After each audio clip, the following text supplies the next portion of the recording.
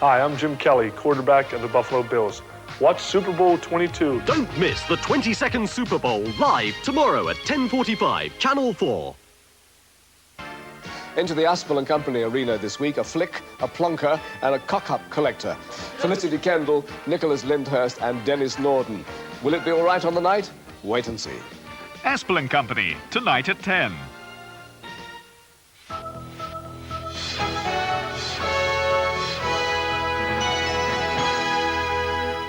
This is LWT.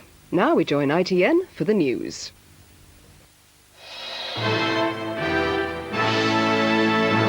The news from ITN. Owen warns we're ready to fight the alliance for every seat. 2 young brothers murdered, a man is held. The cup tie chaos caused by fake tickets. And Broad's £500 tantrum down under. Good evening. Dr. David Owen has said he's prepared to fight any merged party for every parliamentary seat at the next election. Dr. Owen told a rival rally at the SDP's merger conference in Sheffield, "Let no one doubt our resolve or our commitment." And he rallied his supporters against the merger with the taunt, "Let the faint hearts leave while the strong hearts stay." The party votes on the merger tomorrow. This was the SDP breaking up in sadness and bitterness. One speaker even getting a slow hand clap. Shirley Williams saying merger was right because it was the majority view. She understood the anti-mergerites leaving. And in turn, they, I hope, will accept the determination of those of us who speak here for the majority of the members of the Social Democratic Party, that we stand firm on the bedrock on which our party was created. One member, one vote, democracy. They rehearsed the arguments for and against merger one last time. I am not leaving any party. I'm taking social democracy with me into the new party, just as the Liberals are taking liberalism. One anti-merger speaker resented Shirley Williams' enthusiasm for the new party. Well, I have something to say to you, Madam President. I won't join you, and you won't run me out. Following last night's row, the anti-merger side laid claim to the hall tonight. David Owen made as grand, as determined an entrance as any politician, and gave us tougher warning too to the planned new party.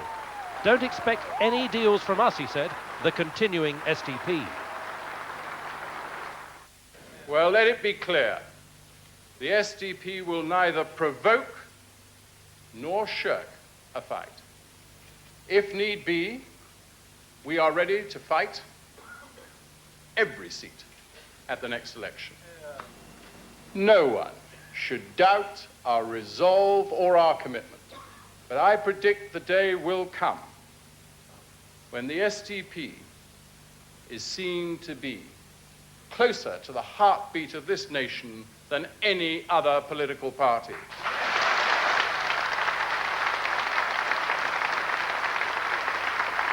Before the meeting began, Dr. Owen's people were calling it just a business meeting, but it was very obvious that here tonight was the relaunching of Dr. Owen's SDP. Michael Brunson, ITN, Sheffield.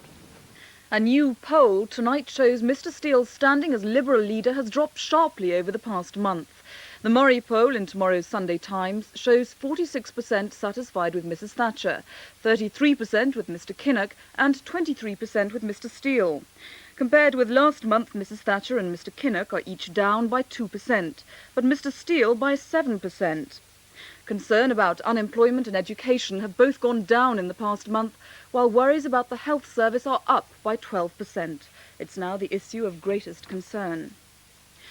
Police are questioning a man tonight about the killing of 2 young brothers at their Luton home. 27-year-old Colin Munn gave himself up in Oxfordshire this evening. He's been taken back to Luton, where he lived with the boys and their mother. The bodies of the 2 brothers were found together in a bedroom of the family's terraced home in Luton. Their mother, 29-year-old Jennifer Knight, found them when she returned home early this morning after a night out with 2 girlfriends. Mrs. Knight was herself attacked and was taken to hospital with serious head injuries. Police said she'd been repeatedly beaten with a blunt instrument. After the discovery of the bodies of 6-year-old Matthew Knight and his 4-year-old brother Ryan, police began a nationwide search for 27-year-old Colin Munn, who's lived with Mrs. Knight for the past 3 years. He'd been left to look after the two boys yesterday evening.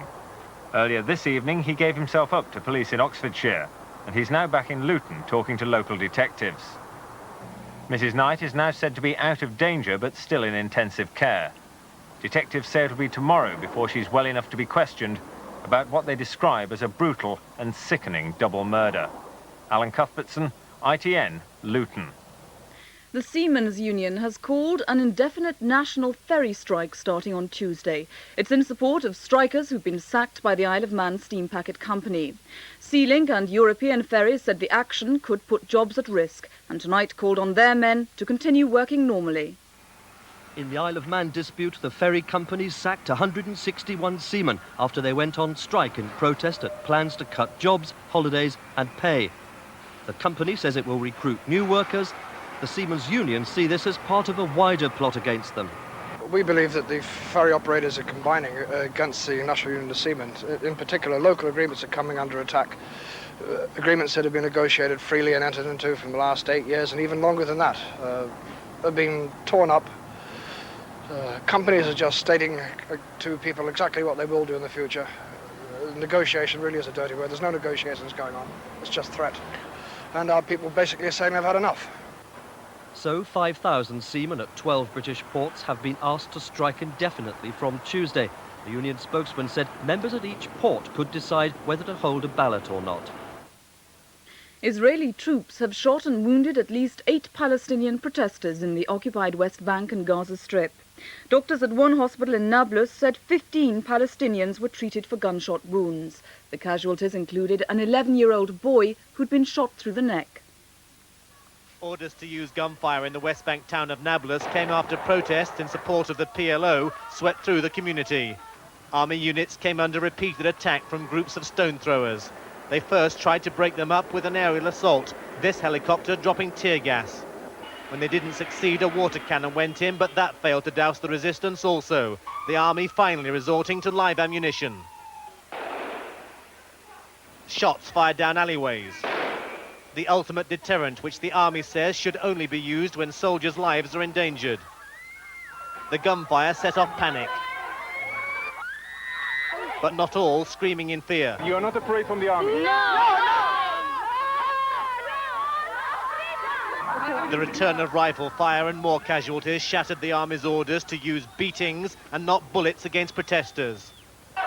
In Gaza, though, it was different. Golani Brigade soldiers crushing dissent. It was nothing more than one arrest, soldiers supposedly doing their duty. Soldiers Israel is relying on to maintain control. Brent Sadler, ITN, in Israel's occupied territories.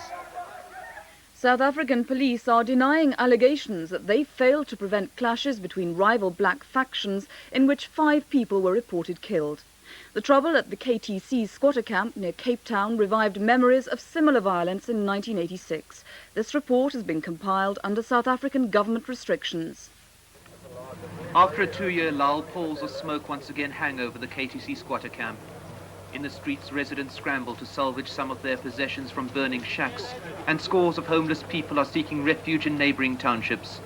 The residents say the fighting erupted after a squatter leader was murdered, his followers seeking to exact revenge on what they call the young radicals, allegedly responsible for the killing. Police deny the violence as a political motive, describing it as a clash between rival black gangs. Observers feared the fighting could escalate as it did in 1986, when more than 50 people were killed and thousands of shacks razed in conflict between conservative blacks and the more radical so-called comrades. Squatters have alleged in court that on that occasion, police aided the conservative faction. But today, apart from a few shacks still burning, calm appears to have returned to the area, and the authorities have confirmed that order has been restored. Mike Hanna, ITN, South Africa. And now, on a day of upsets in the FA Cup and bad temper on England's cricket tour, here's Giles Smith. The big shock of the FA Cup came from 3rd Division Port Vale, who beat last year's finalist Tottenham 2-1. Ray Walker got the first in a well-earned victory that ends manager Terry Venables' hopes of bringing success to Spurs in his first season back in English soccer. Second Division Bradford beat First Division Oxford 4-2, and Orient of the Fourth gave Nottingham Forest a fright before Calvin Plummer's goal saw Forest home 2-1. There were victories for Arsenal over Brighton and Manchester United over Chelsea, but Coventry, the FA Cup holders, are out, beaten 1-0 by Watford.